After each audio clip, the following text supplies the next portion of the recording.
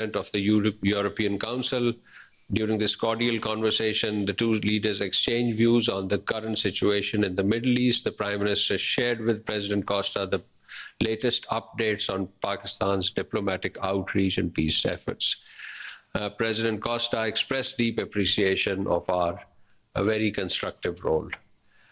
Both leaders stressed that the need to continue dialogue and diplomacy to ensure lasting peace in the region, and also agreed to remain in touch. On 25th of April, the Prime Minister held another telephone call with President Pezeshkian.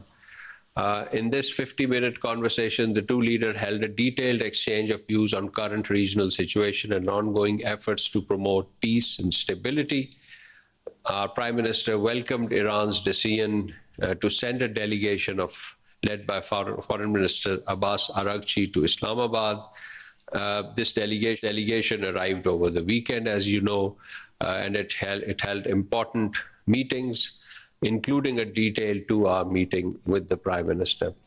You may recall that the two visits of Prime Minister Araghchi to Islamabad over the weekend afforded us an opportunity to hold meetings with senior leadership to discuss the latest developments, as well as ongoing efforts of regional peace and stability. So in that context, these visits by Iranian Foreign Minister were extremely important.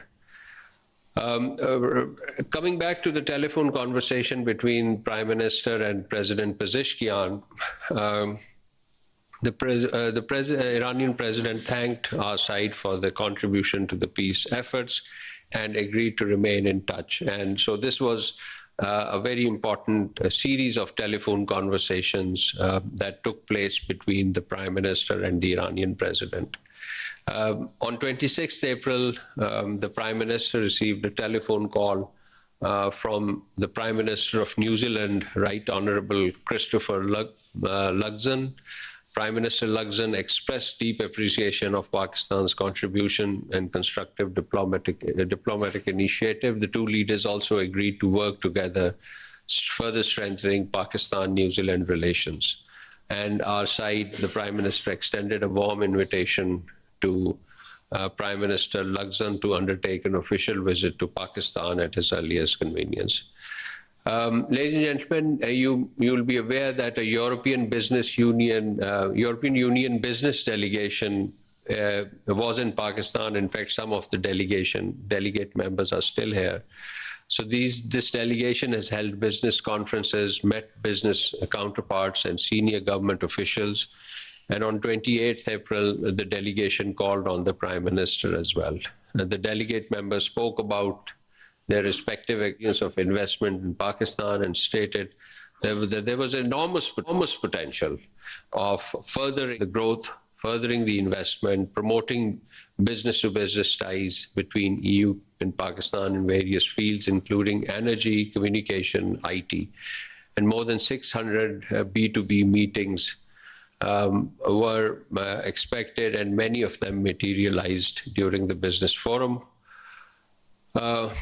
Now, moving on to some of the important engagements of the Deputy Prime Minister, Foreign Minister, Senator Mohammad Ishaq Dar. First, he accompanied the Prime Minister to the three-nation visits to Saudi Arabia, Qatar, and Turkey, and also participated in the Antalya diplomatic forum. And on sidelines of that forum, he held bilateral formal meetings with the Foreign Minister of Turkey, the British Foreign Secretary, the Foreign Minister of Egypt, Foreign Minister of the Turkish Republic of Northern Cyprus, Vice Minister for Strategy and Intelligence at the Ministry of the Foreign Affairs of Korea, this is Republic of Korea, and President and Chairman Board of Directors at the Foreign Economic Relations Board of Turkey. So these interactions had a very strong bilateral component, particularly the economic content in his meeting with the ROK, Republic of Korea, and Turkish delegation. A milestone event during the Antalya Diplomacy Forum was the meeting of the foreign ministers of Pakistan, Saudi Arabia, Turkey, and Egypt. This was the third consultative meeting of the group. We call it R4, the regional 4 countries. You may recall that the second FM level meeting of this R4 was held in Islamabad last month, and we also hosted a senior official meeting of R4 in Islamabad on 14th April.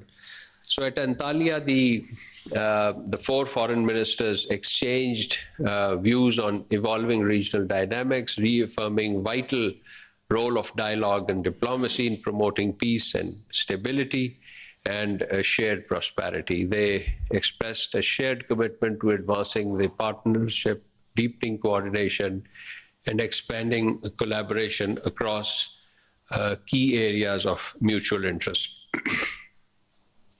At the Antalya Diplomacy Forum, the Deputy Prime Minister and Foreign Minister also addressed a panel discussion titled Trading Trust, the Future of Economic Integration and Stability in South Asia. Among other issues, he highlighted the role of the platforms such as SAARC and the United Nations, while also reiterating the need for resolving the Jammu and Kashmir dispute in accordance with the UN Security Council resolutions, with a view to achieving lasting peace and stability in South Asia. Very briefly, I list some of the important telephone conversations that the Deputy Prime Minister and Foreign Minister held during this period. On April 19th, with the Polish Deputy Prime Minister and Foreign Minister, secondly with Foreign Minister of Iran, thirdly with the Foreign Minister of Canada and Foreign Minister of Egypt on one single day. On April 20th, he held telephone conversations with the Foreign Minister of Australia and Iran, and April 21 with the Foreign Minister of Egypt and Foreign Minister of Saudi Arabia. On April 22nd, he held important telephone conversation with the Foreign Minister of Turkey and Kyrgyz Republic. On April 24th, the Foreign Minister of Iran and the Foreign Minister of the Russian Federation. On April 25th, the Foreign Minister of Egypt and Turkey. And on April 27th, he held a telephone conversation with the Foreign Minister of Canada and the Foreign Secretary of the United Kingdom, as well as with the Egyptian Foreign Minister. And on April 28th, he held a very detailed conversation with the United Nations Secretary General, Mr. Antonio Guterres, and on April 29th, again with the British Foreign Secretary. So this is the listing of. Very briefly, I'll touch upon Israel and Palestine issue, which remained on our agenda, on our focus. We joined a group of countries to issue two joint statements in the last 2 weeks. First was on April 18th, and this was on Israel announcement of appointment of a diplomatic representative to the so-called Somaliland. This area is part of Somalia, and we uphold the sovereignty and territorial integrity of Somalia. So this diplomatic representation to the so-called Somaliland is in serious violation of international law. On the second joint statement was on April 23rd, condemning the repeated recurring violation of the historic and legal status of Jerusalem's Islamic and Christian holy sites by Israel, particularly the continued incursion by Israel's settlers and extremists into Al-Aqsa Mosque and Al-Haram al-Sharif, putting them under Israeli protection, raising Israeli flag on its courtyard. Separately, we also issued a press statement in our national capacity on the violation of Al-Aqsa Mosque compound. Finally, ladies and gentlemen, as we speak, our President, His Excellency Asif Ali Zardari, is in China. He is returning tomorrow, I understand. We issued a detailed curtain raiser before he embarked on the visit, and I'm sure you are covering his engagements, important engagements that are taking place there daily. This visit is part of the long-standing tradition of high-level exchanges between Pakistan and China, and it holds special significance in the context of the 75th anniversary of the establishment of diplomatic relations between our two countries. So this concludes my opening remarks, and I open the floor for question answers. Ji.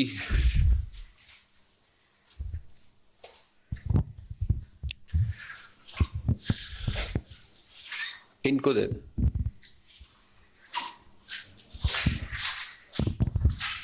Sir, thank you very much. I have basically two questions. A designated NIA court in occupied Jammu extended the remand of separatist leader Shabir Ahmed Shah till May 6th in connection with a 3-decade-old terror case. I need your comment on this, as well as Tada court has dismissed an application filed by illegally detained Jammu and Kashmir Liberation Front chairman Mohammad Yasin Malik. My second question is, Jammu and Kashmir has banned education group Sirajul Uloom over Jamaat links. What are your comments on this? Thank you. Well, Pakistan expresses serious concerns. You have a follow-up question?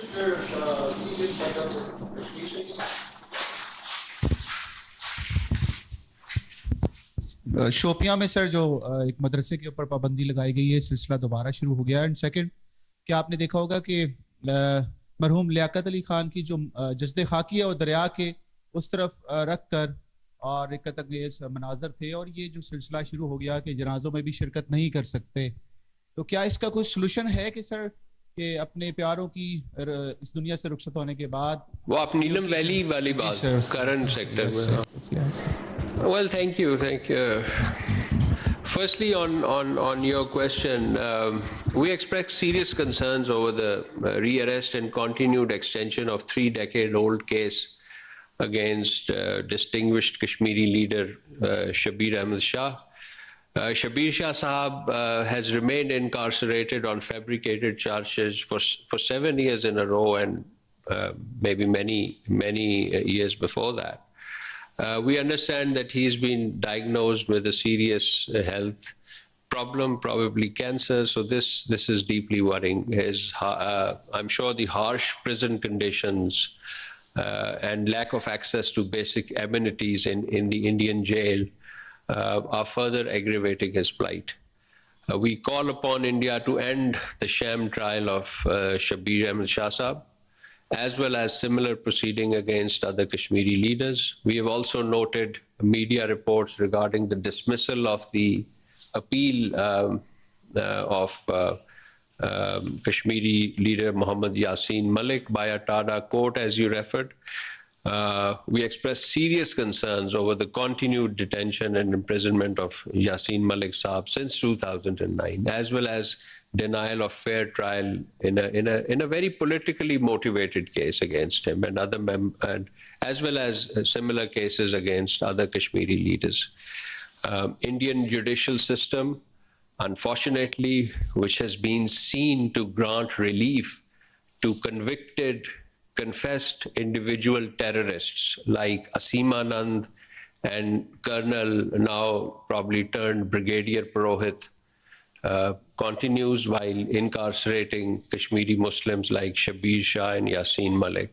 So this reflects on its very negatively on the adherence of justice and fair play and impartiality in the Indian judicial system.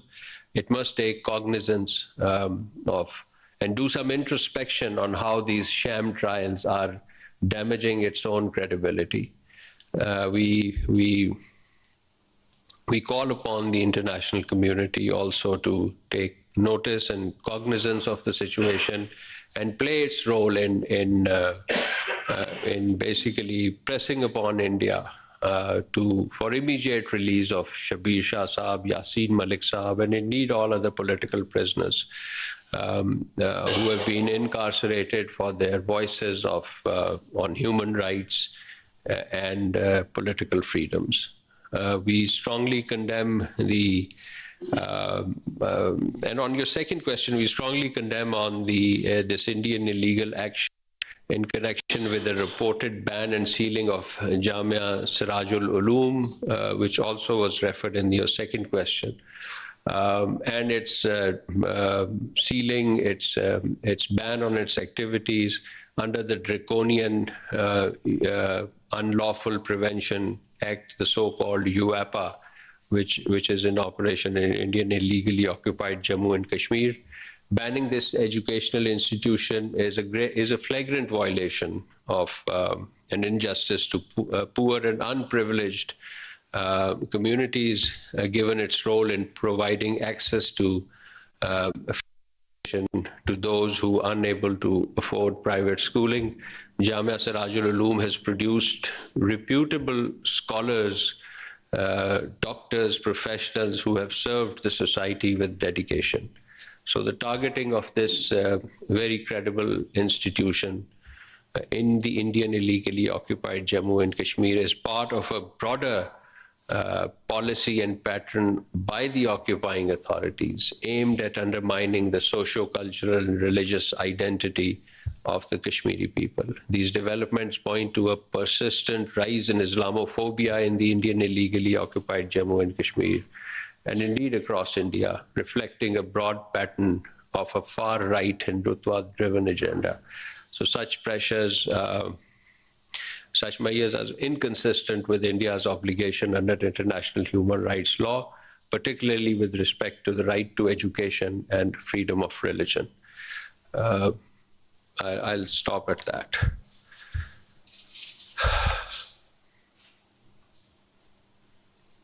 जी साले Jafar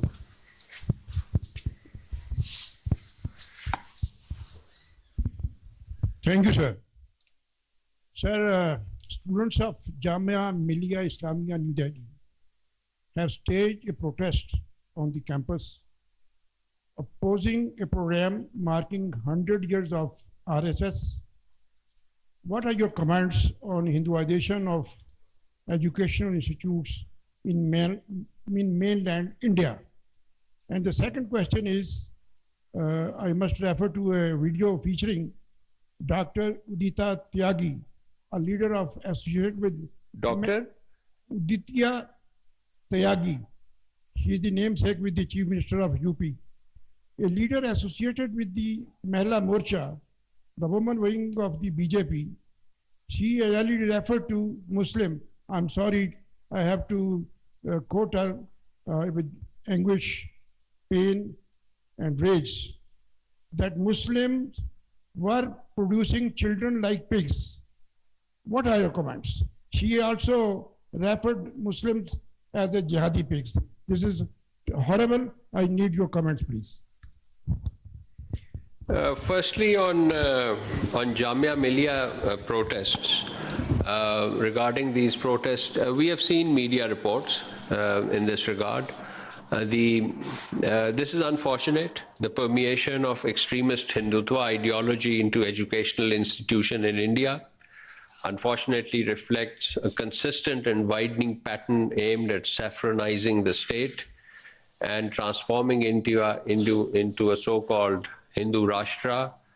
It is regrettable that educational institutions are increasingly being turned into platforms for propaganda and hate-driven majoritarian narrative among young minds, particularly Jamia Millia, which has a very lofty traditions and strong history. The international community must take note of these developments. An exclusionary ideology built on hate poses a threat not only to the very existence of Indian Muslims, including their right to life and human dignity, but it also poses a grave risk to regional peace and security. On your second part of your question regarding the remarks of a BJP women leader, these are hardly new. We have seen such unfortunate choice of vocabulary from the Indian mainstream political parties, particularly the BJP and their Hindutva affiliates. These statements are despicable and distasteful. While deeply condemnable, it's not unsurprising and frankly, it instead reflects a broad and deeply troubling trend that normalizes such hate speech and increasing marginalization of Muslims. We unequivocally condemn such vile expression of hate speech and incitement. The international community must take note of this pattern. India must uphold its international obligations to curb hate speech and protect the rights and dignity of its minority communities, particularly its Indian Muslims. This side, Anas.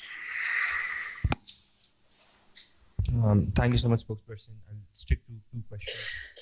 First, with regards to ahead of Amit Shah's visit, we're seeing that at least 5 new districts have been created in Ladakh in the Indian occupied territory of Jammu Kashmir, which essentially brings the total number of districts to 7 in this so-called Indian Union territory.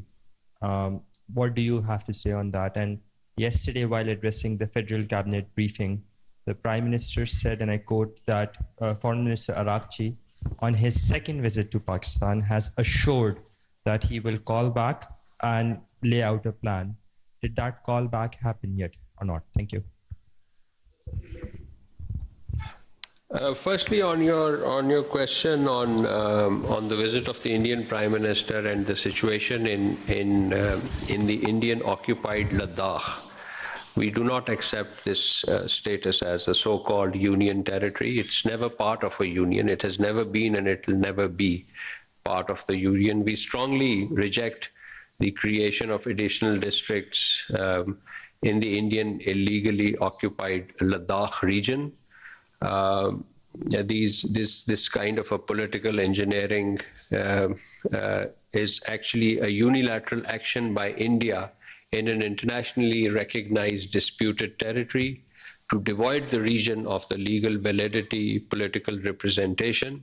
It contravenes the UN Security Council resolution, and this may neither alter the internationally recognized disputed status of the territory, the Indian occupied Ladakh, or the wider Indian illegally occupied Jammu and Kashmir, whose final disposition is to be done in accordance with the relevant United Nations Security Council resolutions and the aspirations of the Kashmiri people through a free and impartially held plebiscite under the UN auspices.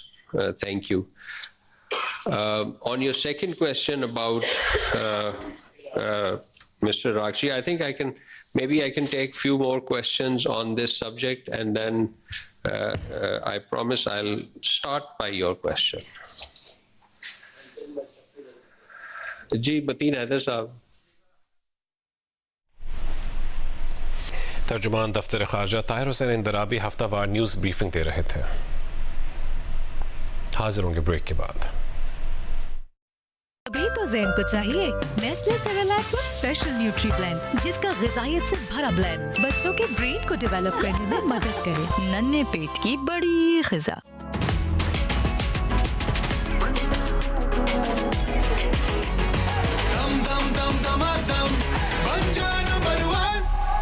One formula, one result. Glowing glass skin. Powered by Rice, a Korean beauty secret. Golden Pearl Brightening Rice Range. Love your glowing glass skin. दुनिया में जान को लाते लाते दे देती है अपनी जान.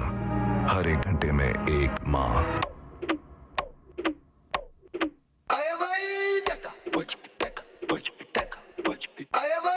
आधी से ज्यादा आबादी हमारी उम्मीद से है. मुबारक हो.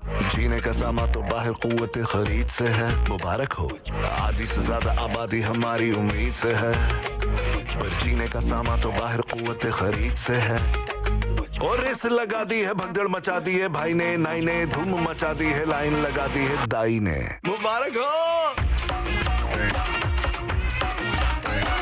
मुबारक हो. मुबारक हो. जरा दम ले, वक्फा जरा हम ले, खुद भी जरा जी ले, औरों को भी जी लेने दे. ठहर, वक्फा जरा हम ले, खुद भी जरा जी ले, औरों को भी जी लेने दे. कम है पानी इस दुनिया में जानी, खत्म ना हो जाए पी लेने दे, जी लेने दे. समझ आई? आए भाई, मुबारक हो। आ गया भाई खानदान का चिराग, फूलेगा फलेगा। खाएगा नहीं तो फूलेगा कैसे, पढ़ेगा नहीं तो फलेगा कैसे, भीड़ में दौड़ेगा चलेगा कैसे, तेल बिना ये चिराग जलेगा कैसे। बच्चा वो जो वक्फे के बाद हो, वक्फा मुबारक हो, मुबारक हो, मुबारक हो। वक्फा आपकी फलाह, पाकिस्तान की बका।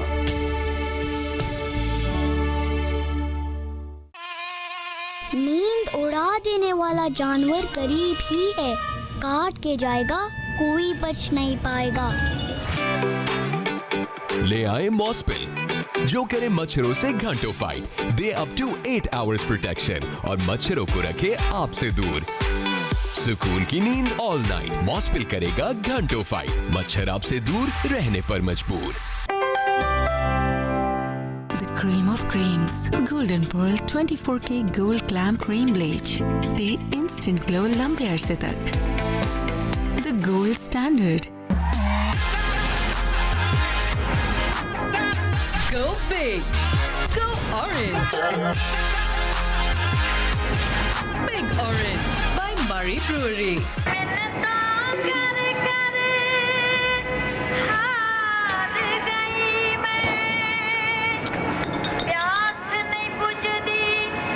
जालिमा, कोका कोला पिला दे।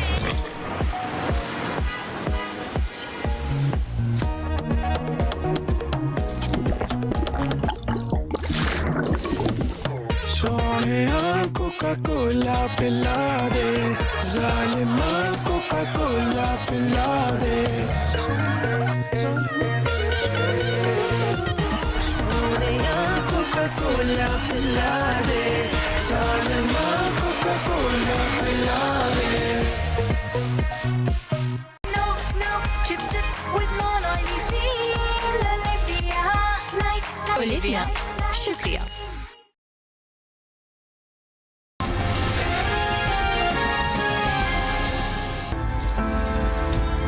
True power, true comfort, true T3. Gree, built for the extreme. Aftab कशी का शरबत संदल, ताजगी भरा सुनहरा हर पल।